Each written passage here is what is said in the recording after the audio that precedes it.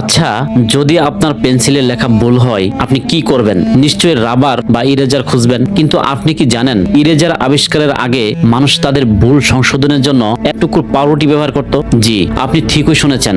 যে পাউরুটি আমরা নাস্তা খাই সেটিই ছিল 18 শতাব্দীর একমাত্র ইরেজার। কিন্তু কিভাবে এলো আজকের এই আধুনিক রাবার? চলুন তাহলে জেনে নেই আজকের ভিডিওতে। 1770 সালের আগের কথা। তখন পেন্সিলের দাগ তোলার একমাত্র উপায় ছিল সাদা পাউরুটির নরম অংশ। পাউরুটিটির মাঝখানের অংশটিকে দলা পাকিয়ে ছোট বোলের মতো করে দাগের উপর ঘষা হতো। কাজটা চলতো ঠিকই, কিন্তু সমস্যা ছিল দুটো। এক, পাউরুটি খুব দ্রুত নষ্ট হয়ে যেত, আর দুই হচ্ছে মুছতে মুছতে খাতা ভিজে যাওয়ার ভয় থাকতো। 1770 সালের একদিন ব্রিটিশ ইঞ্জিনিয়ার এডওয়ার্ড নায়ান পেন্সিলের দাগ মোছার জন্য পাউরুটির টুকরো খুঁজছিলেন। ভুলবশত তিনি পাউরুটির বদলে একটি প্রাকৃতিক রাবারের টুকরো তুলে নেন এবং দাগের উপর ঘষা দেন। তিনি অবাক হয়ে দেখলেন রাবার দিয়ে পাউরুটির চেয়েও অনেক বেশি পরিষ্কারভাবে এবং সহজভাবে দাগ মোছা যাচ্ছে। ব্যাস, সেই একটি ভুলই বদলে দিল সব ইতিহাস।